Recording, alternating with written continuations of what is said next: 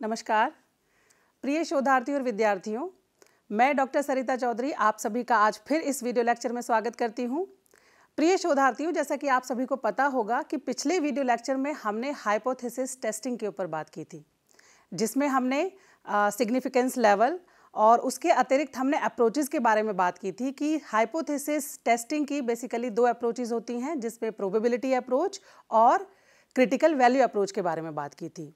तो critical value approach जो होती है उसमें हम करते क्या हैं कि टेबल वैल्यू को कैलकुलेटेड वैल्यू होती है उससे कंपेयर करते हैं। यदि हमारी कैलकुलेटेड वैल्यू टेबल वैल्यू से ज़्यादा या उसके बराबर आती है तो वह सिग्निफिकेंट मानी जाती है और ऐसी स्थिति में हम अपनी नल हाइपोथेसिस को रिजेक्ट कर देते हैं। ठीक, उसी दूसरी तरफ यदि हमारी कैलकुलेटेड वैल्यू टेबल वैल्यू से कम आती है तो ऐसी स्थिति में हमारी कैलकुलेटेड वैल्यू को नॉट सिग्निफिकेंट माना जाता है और ऐसी दशा में हम अपनी बनाई नल हाइपोथेसिस को नॉट रिजेक्ट करते हैं।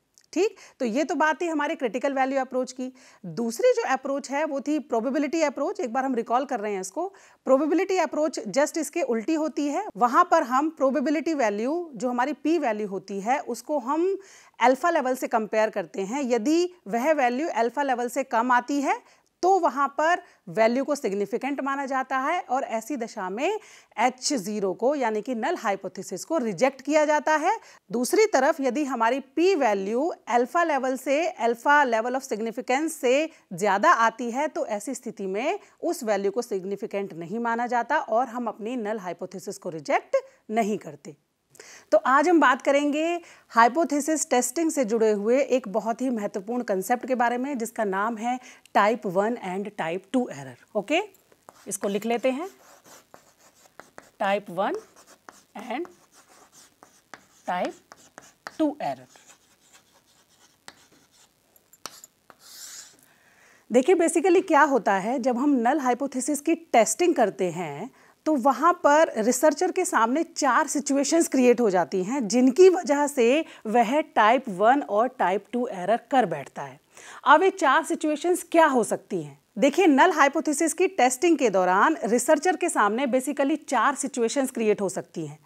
जब वह नल हाइपोथेसिस बनाता है तो नल हाइपोथेसिस की टेस्टिंग के दौरान वह अपने स्टैटिस्टिकल एविडेंसेस के माध्यम से कुछ डिसीजन पर पहुंचता है। उस डिसीजन के द्वारा वह या तो अपनी नल हाइपोथेसिस को रिजेक्ट करता है या नॉट रिजेक्ट करता है। अब बात ये आती है कि या तो वो रिजेक्ट कर सकता है या नॉट रिजेक्ट करता है, कोई प्रॉब्लम नहीं है इसमें। लेकिन बात यहाँ पर ये इंपॉर्टेंट आती है कि यदि नल हाइपोथेसिस ट्रू होती है, यदि नल हाइपोथेसिस सत्य होती है लेकिन रिसर्चर स्टैटिस्टिकल एविडेंसेस के परिणाम स्वरूप अपनी उस ट्रू नल हाइपोथेसिस को रिजेक्ट कर देता है, तब वह कहलाती है टाइप 1 एरर। और इसके उलट जब रिसर्चर अपनी नल हाइपोथेसिस जो कि फॉल्स है, इसमें ये एक दूसरे के विपरीत है, जब नल हाइपोथेसिस आपकी फॉल्स है और उस दशा में आप अपनी नल हाइपोथेसिस को रिजेक्ट नहीं करते हैं, तब वहां पर रिसर्चर टाइप 2 एरर कमिट करता है। इसको हम इस डायग्राम से समझ सकते हैं कि बेसिकली है क्या, 2 सिचुएशंस है, बेसिकली 2 हमारे क्राइटेरिया हैं। कौन कौन से क्राइटेरिया है? एक क्राइटेरिया ये होता है कि एक्चुअल सिचुएशन क्या है और दूसरा है कि रिसर्चर का डिसीजन क्या है।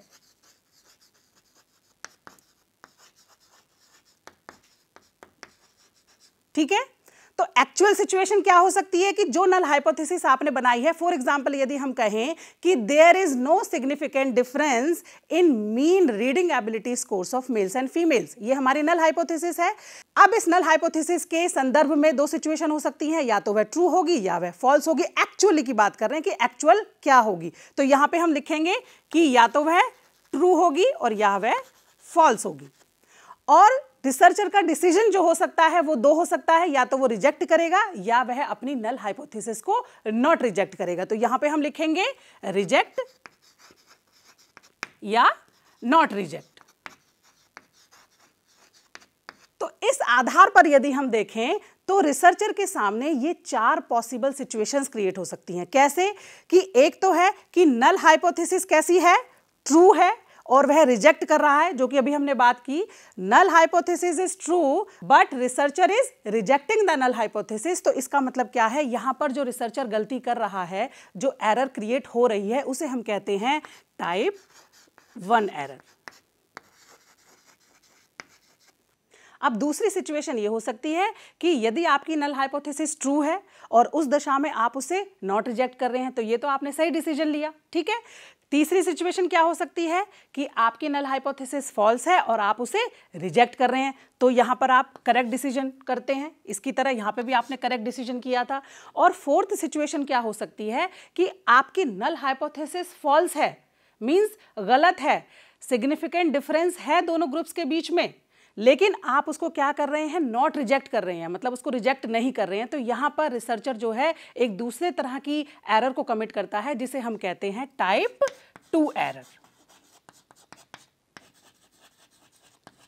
अब हम थोड़ा सा इससे आगे के कंसेप्ट को देखेंगे कि ये जो टाइप 1 और टाइप 2 एरर होते हैं, ये इनके सोर्सेज क्या हैं, ये एरर किस तरह से क्रिएट होती हैं। तो इसके लिए बेसिकली 3 ऐसे महत्वपूर्ण कारण होते हैं जिसकी वजह से हमारी रिसर्च में ये 2 तरह की जो एरर्स हैं वो क्रिएट हो जाती हैं, ठीक है। जो सबसे पहला जो कारण होता है वो होता है wrong test selection, wrong test selection. दूसरा जो हो सकता है वो हो सकती है सैंपलिंग एरर,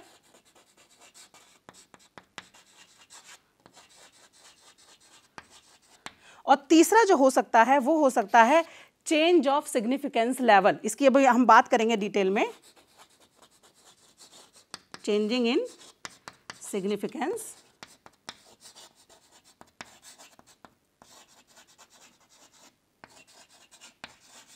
ठीक है, अब एक एक करके बात करेंगे।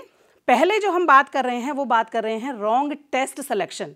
यहां पे हम टेस्ट सिलेक्शन का मतलब क्या है कि बेसिकली ये हमने पिछले वीडियो लेक्चर में बात की थी कि जब हम डायरेक्शनल हाइपोथेसिस बनाते हैं तब हम कौन से टेस्ट का यूज करते हैं, तब हम यूज करते हैं वन टेल टेस्ट का, और जब हम नॉन डायरेक्शनल या नल हाइपोथेसिस बनाते हैं तब हम यूज करते हैं टू टेल टेस्ट का, ठीक है। अब ये किस तरह से, ये जो हम बता रहे हैं कि टू टेल्ड और जो वन टेल टेस्ट है ये किस तरह से हाइपोथेसिस टेस्टिंग को प्रभावित करता है और किस तरह से ये जो एरर्स है उनको क्रिएट करता है, इसको समझने के लिए हमें नॉर्मल प्रोबेबिलिटी कर्व पर जाना पड़ेगा, ठीक है। तो देखिए कि यहाँ पर एक हम कर्व बनाते हैं। नॉर्मल प्रोबेबिलिटी कर्व से आप लोग सब परिचित होंगे। नॉर्मल प्रोबेबिलिटी कर्व जो है वो पॉपुलेशन की नॉर्मेलिटी को प्रदर्शित करता है। यहाँ पर ये जो बीच में ये जो लाइन आप देख रहे हैं, यहाँ पर जो मीन, मीडियन और मोड जो होते हैं वो शून्य होते हैं। इधर से यदि आप लेफ्ट साइड में जाते हैं तो जो सिग्मा वैल्यूज होती हैं -1, -2, -3 इस तरह से जाती हैं, और यदि प्लस डायरेक्शन की तरफ जाते हैं तो यहाँ पर +1 सिग्मा, +2 सिग्मा, +3 सिग्मा, इस तरह से जो वैल्यूज हैं वो सिग्मा वैल्यूज इंक्रीज होती हैं। और नॉर्मल प्रोबेबिलिटी कर्व में हम ये मानकर चलते हैं कि जो मैक्सिमम जो हमारे केसेस होते हैं, पॉपुलेशन के जो मैक्सिमम केसेस होते हैं वो इस कर्व के बीच में यानी कि सेंटर में रहते हैं, और जो एक्सट्रीम केसेस होते हैं, है ना, वो कहाँ होते हैं, इसकी टेल्स पर उपस्थित होते हैं। ऐसा होता है ना कि हम ये मानकर चलते हैं कि यदि क्लास में आपके 50 बच्चे हैं तो बहुत कम ऐसे बच्चे होंगे जिनकी IQ बहुत हायर होगी, ठीक है, अबव एवरेज और जीनियस वाली होगी, और बहुत कम ऐसे होंगे जो बिल्कुल डल होंगे या बहुत ही कम IQ वाले होंगे। लेकिन मैक्सिमम जो बच्चे होंगे वो कैसे होंगे, वो एवरेज IQ वाले होंगे, वो यहां से ये जो बीच वाला पोर्शन है यहां पर लाई करेंगे, ठीक है। तो इसके आधार पर हम इस कंसेप्ट को समझेंगे कि कैसे टाइप 1 और type 2 error type of test पे डिपेंड कर जाती है। टाइप ऑफ टेस्ट का अर्थ यह है कि यदि आपने गलत टेस्ट का सिलेक्शन कर लिया है तो वहां पर आप टाइप 1 या टाइप 2 एरर के शिकार हो जाते हैं। तो इस बात को समझने के लिए कि भाई टाइप 1 या टाइप 2 एरर, कौन सी एरर क्रिएट हो रही है और कैसे क्रिएट हो रही है, सबसे पहले हमें यह समझना पड़ेगा कि हमने अपनी रिसर्च में कौन सी हाइपोथेसिस बनाई है। तो हाइपोथेसिस बनाने का मतलब यह है कि यदि आपने अपनी रिसर्च में नल हाइपोथेसिस बनाई है तब आप कौन से टेस्ट का यूज करेंगे, तब आप यूज करेंगे टू टेल टेस्ट का। और साथ ही साथ यदि आपने अपनी रिसर्च में नॉन डायरेक्शनल हाइपोथेसिस बनाई है, ठीक है, प्लस नॉन डायरेक्शनल, H1 है, ये रिसर्च हाइपोथेसिस है, लेकिन ये कैसी है, नॉन डायरेक्शनल हाइपोथेसिस यदि बनाई है तो उस दशा में भी आप कौन से टेस्ट का यूज करते हैं, टू टेल टेस्ट का। अभी हम बात करेंगे कि इसका अर्थ क्या है। दूसरी जो बात है वो ये है कि यदि आपने अपनी रिसर्च में डायरेक्शनल हाइपोथेसिस बनाई है, इसमें दोनों में कंफ्यूज नहीं होना है, यहां पर ये कैसी है, हमारी नॉन डायरेक्शनल है, और ये कैसी है हमारी डायरेक्शनल हाइपोथेसिस है।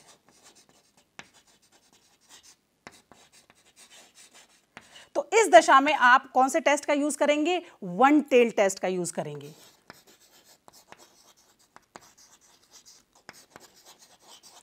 अब इसका मतलब क्या है?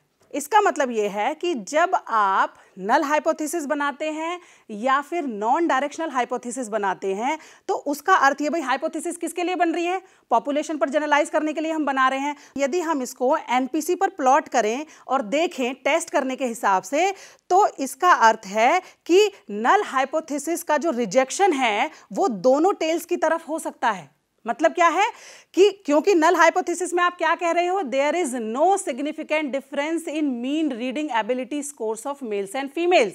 तो इसका अर्थ क्या है कि यदि नहीं आया डिफरेंस तो अच्छी बात है, और यदि आता भी है तो ये तो पता चलेगा कि मेल्स में आया है या फीमेल्स में आया है, कि तो दोनों टेल्स जो होती हैं वो उसकी खुली हुई होती हैं, डिफरेंस कहीं पे भी वो आ सकता है। ठीक है, तो नल हाइपोथेसिस के केस में हम क्या करते हैं? टू टेल टेस्ट का यूज ऐसे करते हैं।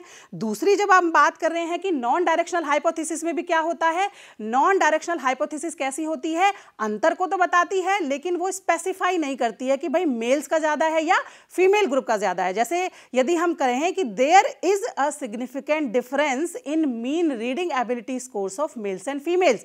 अब यहां पर हम ये बता रहे हैं कि मेल्स ग्रुप में और फीमेल ग्रुप में अंतर तो है, लेकिन कौन सा ज्यादा है, कौन सा ग्रेटर है, कौन सा सुपीरियर है, कौन सा इंफीरियर है, उसे हम नहीं बता पा रहे हैं। तो ऐसी स्थिति में भी कौन सा यूज होता है?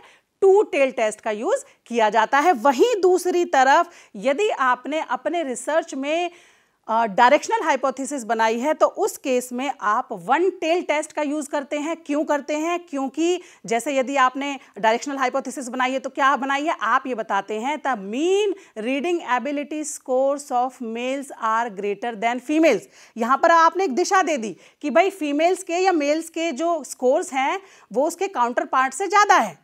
तो यहां पर जब हम बात करते हैं, जो आपका जो दूसरा, यदि हम एक दूसरा एनपीसी बनाकर देखें तो यहां पर जब हम यूज करते हैं तो उसे हम कहते हैं कि हमने वन टेल टेस्ट का यूज किया।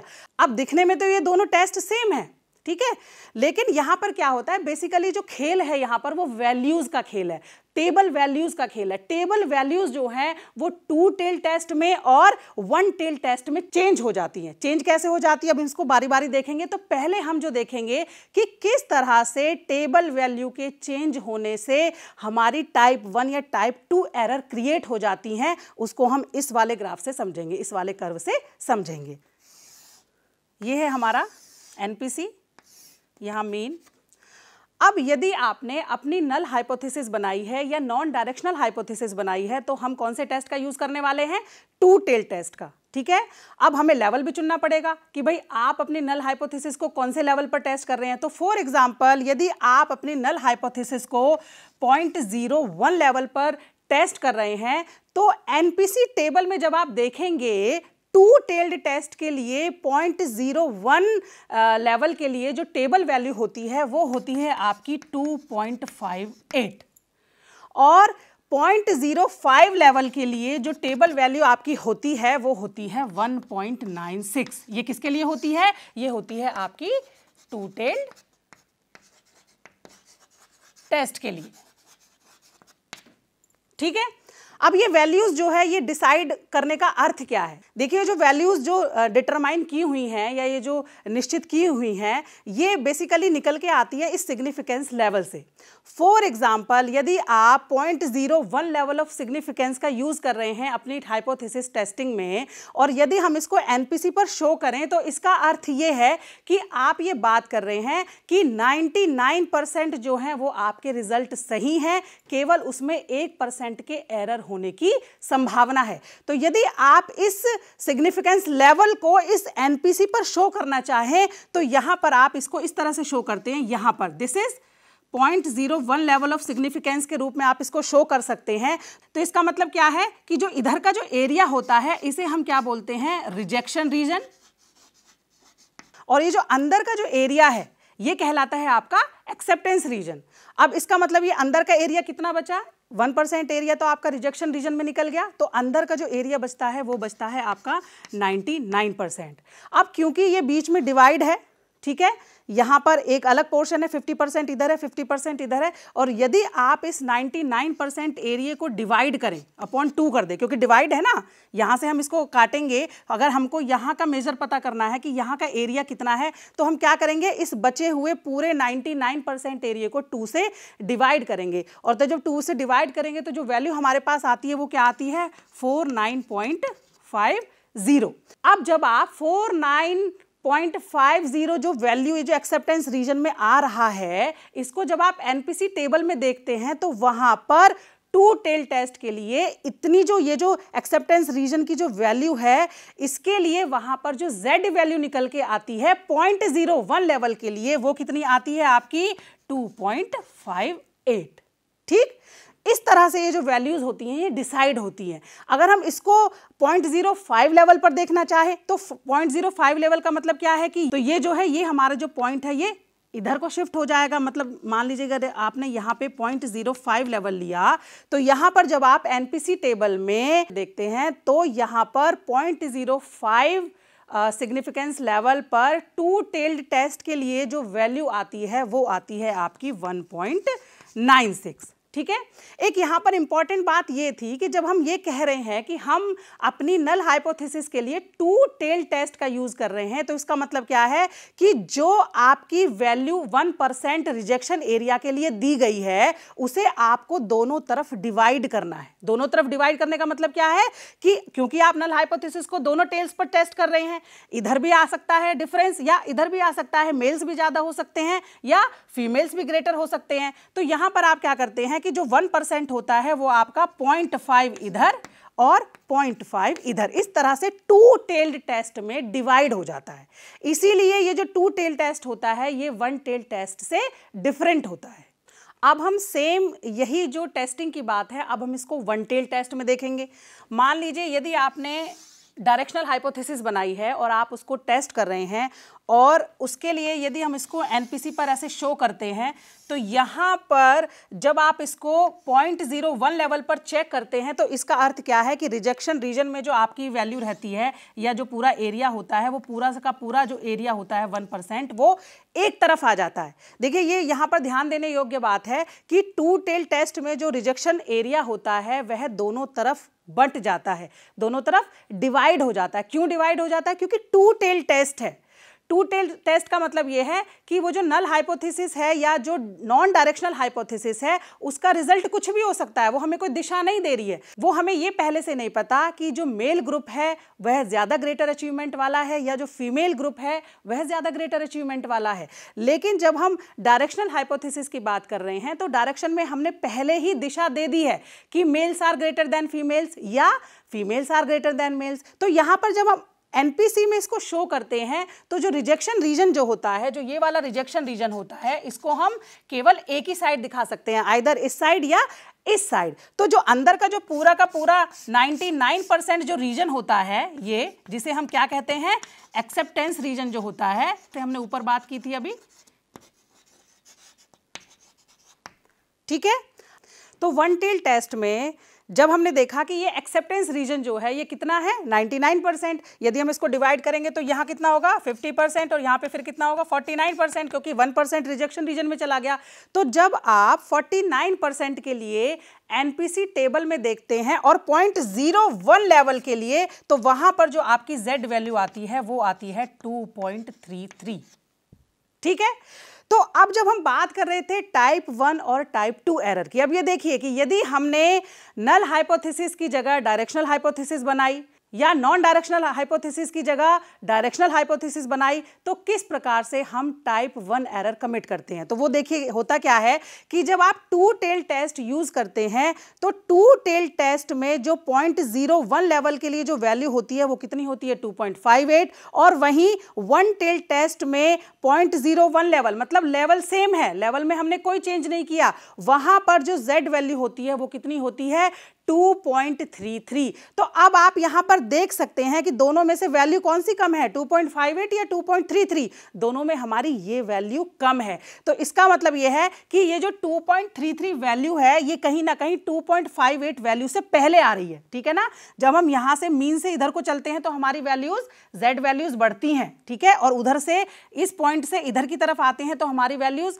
कम होती है। तो सीधी सी बात है कि जो 2.33 जो वैल्यू है जो कि वन टेल टेस्ट के लिए है वह हमारी 2.58 वैल्यू से पहले आएगी। तो जब हम अपनी नल हाइपोथेसिस को टेस्ट करते हैं तो हमारी null hypothesis one tail test में टू टेल टेस्ट की अपेक्षा जल्दी रिजेक्ट हो जाती है, और जब रिजेक्ट हो जाती है तब हम कौन सी एरर कर बैठते हैं, उसे कहते हैं टाइप 1 एरर। यहां पर हम ये बताना चाह रहे हैं कि यदि रिसर्चर ने नल हाइपोथेसिस की जगह डायरेक्शनल हाइपोथेसिस बनाई या नॉन डायरेक्शनल हाइपोथेसिस की जगह डायरेक्शनल हाइपोथेसिस बनाई, ठीक है, तो वहां पर कौन सा टेस्ट यूज होगा, वहां पर यूज होगा one tail test. One tail test के लिए आप देख रहे हैं कि वैल्यूज का खेल है। वन टेल टेस्ट के लिए 0.01 लेवल के लिए जो z वैल्यू होती है वो होती है 2.33, जो कि टू टेल टेस्ट के लिए 0.01 लेवल की z वैल्यू से कम होती है। इसका मतलब है थोड़ी सी पहले आएगी, है ना। यदि हम इसको एक ही पर शो करते हैं, मान लीजिए, तो यहां पर कहीं बीच में हमारी वैल्यू पड़ती 2.33। तो यदि हम नल हाइपोथेसिस की टेस्टिंग यहां से मीन से देखते हैं ना कि हमारी कब रिजेक्ट होगी, तो यदि हम ये देखते हैं, आगे चलते हैं इस टेबुलेटेड वैल्यू की तरफ, तो हमारी जो है नल हाइपोथेसिस 2.5 लेवल तक पहुंचने से पहले ही 2.33 लेवल पर रिजेक्ट हो जाती है। और बशर्ते कि हमारी नल हाइपोथेसिस एक्चुअल में ट्रू है, लेकिन क्योंकि हमने रॉन्ग टेस्ट का सिलेक्शन किया, टू टेल टेस्ट की जगह हमने वन टेल टेस्ट को सेलेक्ट किया, इसीलिए हमारी नल हाइपोथेसिस जल्दी रिजेक्ट हो गई और इसी वजह से रिसर्चर टाइप 1 एरर कर बैठता है। अब यदि इसको टाइप 2 एरर की बात करें तो टाइप 2 एरर जस्ट इसके अपोजिट हो जाएगी कि यदि आपका जो लिटरेचर है, यदि आपका जो पूरा रिसर्चर एविडेंसेस है, पहले के जो बैकग्राउंड रिसर्चर एविडेंसेस हैं, वो यह इंडिकेट कर रहे हैं कि आपको डायरेक्शनल हाइपोथेसिस बनानी चाहिए और आप in case non directional hypothesis बना लेते हैं, तो वहां पर आप वन टेल टेस्ट की जगह किसका यूज करते हैं, टू टेल टेस्ट का यूज करते हैं। और टू टेल टेस्ट में अभी हमने देखा कि लेवल सेम है लेकिन वैल्यूज में जो है वो डिफरेंस आ जाता है। और टाइप 2 एरर हम कब करते हैं कि जब हमारी नल हाइपोथेसिस कैसी होती है, फॉल्स होती है, मतलब कि डिफरेंस है और हमारे जो स्टैटिस्टिकल एविडेंस है वो कह रहे हैं कि डिफरेंस नहीं है, इसका मतलब हम उसको नॉट रिजेक्ट नहीं कर रहे हैं। तो ऐसी स्थिति में यदि हम इसको इस ग्राफ पर देखना चाहें, इस कर्व पर देखना चाहें, तो हम ये देखते हैं कि नल हाइपोथेसिस को हमें रिजेक्ट तो जल्दी करना था, 2.33 लेवल पे करना था, ठीक है, लेकिन हमने जो है उसको 2.33 लेवल पर ना करके 2.58 लेवल पर चेक किया, जिससे कि हमारी नल हाइपोथेसिस रिजेक्ट नहीं हुई। क्यों नहीं हुई? क्योंकि हमें कौन से टेस्ट का यूज करना था, वन टेल्ड का करना था अब की बार, लेकिन हमने कौन सा टेस्ट लिया है, टू टेल्ड टेस्ट। क्यों लिया है? क्योंकि हमने नॉन डायरेक्शनल हाइपोथेसिस बनाई है। बनानी कौन सी थी? डायरेक्शनल हाइपोथेसिस बनानी थी। क्यों बनानी थी? क्योंकि हमारा जो लिटरेचर है, जो हमारी बैकग्राउंड रिसर्चेज हैं, वो उस डायरेक्शनल हाइपोथेसिस को सपोर्ट कर रही है। अब यहाँ पे सवाल ये होता है कि भाई पहले ये बात की गई थी कि चाहे हम कोई सी भी हाइपोथेसिस बनाएं, लेकिन टेस्ट तो हम नल हाइपोथेसिस ही करते हैं। बेशक हम नल हाइपोथेसिस को टेस्ट करते हैं, लेकिन नल हाइपोथेसिस टेस्टिंग के लिए भी वन टेल टेस्ट और टू टेल टेस्ट के लिए जो ये टेबल वैल्यूज होती हैं ये अलग हो जाती हैं, ये डिफरेंट होती हैं। और जैसे ही टेबल वैल्यूज चेंज हो जाती हैं, उसी के अकॉर्डिंग हमारी जो नल हाइपोथेसिस का रिजेक्शन है और नॉट रिजेक्शन है वो उन पर डिपेंड करता है। ठीक है, अब हम बात करेंगे इसके दूसरे कारण की तरफ। दूसरा कारण क्या है? दूसरा कारण है आपका सैंपलिंग एरर। जब हमारी टाइप 1 और टाइप 2 एरर की बात होती है तो कई बार ये जो एरर्स होती हैं ये सैंपलिंग एरर की वजह से क्रिएट हो जाती है, क्योंकि नाम से स्पष्ट है सैंपलिंग एरर। सैंपलिंग एरर का मतलब क्या है कि जब आप पॉपुलेशन में सैंपल को ड्रॉन आउट करते हो तो सैंपल को ड्रॉन आउट करने का उद्देश्य यही होता है कि आप अपने रिजल्ट्स को पॉपुलेशन पर जनरलाइज करेंगे, लेकिन पॉपुलेशन पर जनरलाइज केवल उसी स्थिति में किया जा सकता है जब आपने अपने सैंपल को रैंडमली सही तरीके से पॉपुलेशन से सेलेक्ट किया हो। यदि मान लीजिए आपने सैंपल में कुछ गड़बड़ी कर दी या अनजाने में गड़बड़ी हो गई, यदि जो सैंपल सेलेक्ट किया गया है वह रैंडम सैंपल नहीं है या कह सकते हैं कि वह एक रिप्रेजेंटेटिव सैंपल नहीं है, तो यहां पर सैंपलिंग एरर्स क्रिएट हो जाती हैं और जैसे ही सैंपलिंग एरर्स क्रिएट होती हैं टाइप 1 या टाइप 2 एरर के होने की संभावना बढ़ जाती है। तो दूसरा तो ये था। तीसरा जो इंपॉर्टेंट बात है, तीसरा जो इसका इंपॉर्टेंट कारण है वो हमने बात की थी, वो क्या है हमारा चेंजिंग इन सिग्निफिकेंस लेवल। जो भी हमने बात की थी ना पीछे पॉइंट में, चेंजिंग इन सिग्निफिकेंस लेवल, इसको भी हम एनपीसी पर ही रिप्रेजेंट करके समझेंगे। कैसे, देखिए पहले हमने टेस्ट के बारे में बात करी, 2 टेल टेस्ट या 1 टेल टेस्ट की, कि कैसे डिफरेंट टेस्ट में जो टेबल वैल्यूज होती हैं वो डिफर कर जाती हैं और उन टेबल वैल्यूज के डिफरेंस होने की वजह से ही हमारी नल हाइपोथेसिस जल्दी या लेट रिजेक्ट होती है या नॉट रिजेक्ट होती है। ठीक है, अब हम बात कर रहे हैं लेवल की।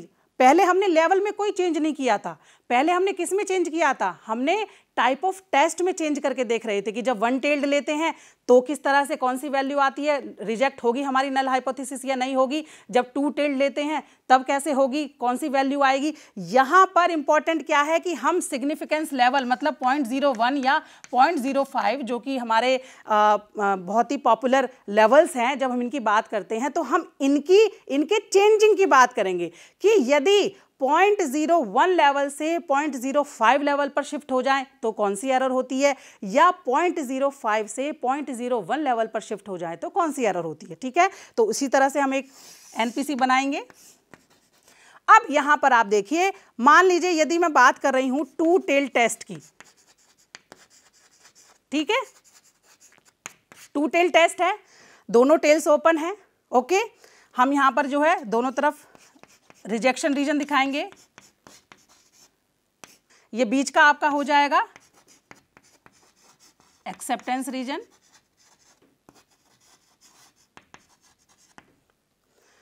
तो यदि मान लीजिए आप 2 टेल टेस्ट में अपनी नल हाइपोथेसिस को 0.01 लेवल पर यदि आप चेक कर रहे हैं, इस लेवल पर चेक कर रहे हैं, टेस्ट कर रहे हैं, तब क्या स्थिति होगी, और यदि ये जो लेवल है 0.01 से 0.05 पर शिफ्ट कर दिया जाए तो क्या संभावना होती है। 0.01 सिग्निफिकेंस लेवल पर आपकी टेबल वैल्यू क्या होती है 2.58, और वही वैल्यू 0.05 पर होती है 1.96। बिल्कुल सीधा सीधा आपको दिख रहा है कि जब आप यहाँ मीन से आगे की तरफ बढ़ेंगे, अपनी कैलकुलेटेड वैल्यू को इन दोनों वैल्यूज के साथ कंपेयर करेंगे, तो आप ये देख सकते हैं कि आपकी कैलकुलेटेड वैल्यू 0.01 लेवल से पहले 0.05 लेवल पर जल्दी रिजेक्ट हो जाती है ना, क्योंकि हमको दिख रहा है। फिर वही बात कि हम 2 टेल टेस्ट की बात कर रहे हैं, यहां पर टेस्ट को चेंज नहीं कर रहे हैं। ठीक है, हमने हाइपोथेसिस नल बनाई है या नॉन डायरेक्शनल बनाई है तो हम 2 टेल टेस्ट को यूज कर रहे हैं, लेकिन कभी कभी रिसर्चर जाने या अनजाने में क्या करता है, ये जो सिग्निफिकेंस लेवल है उसको चेंज कर देता है। ठीक है, और जैसे ही सिग्निफिकेंस लेवल चेंज होता है, हाइपोथेसिस के रिजेक्शन या नॉट रिजेक्शन पर सीधा प्रभाव पड़ता है। 0.01 लेवल पर जो वैल्यू आती है वो कितनी आती है, टेबल वैल्यू 2.58, वहीं 0.05 पर क्या आती है 1.96। तो सीधी सी बात है, हमने ये बोला था कि यदि 1.96 के जितनी या उससे ज्यादा हमारी कैलकुलेटेड वैल्यू होती है तो हमारी नल हाइपोथेसिस क्या होती है, रिजेक्ट हो जाती है।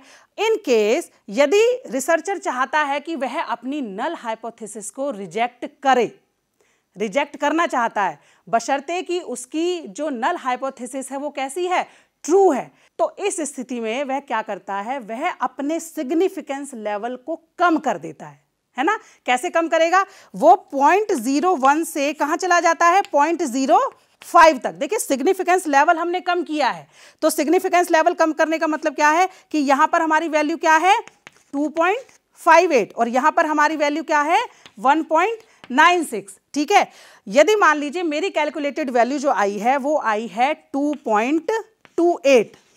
ठीक है, तो 2.28 जो है वो 2.58 से कैसी है, कम है, दिख रहा है हमको। तो यहां पर क्योंकि ये वैल्यू जो है 2.58 से कम है, तो यहां पर जो हमारी H0 है वो क्या है, सिग्निफिकेंट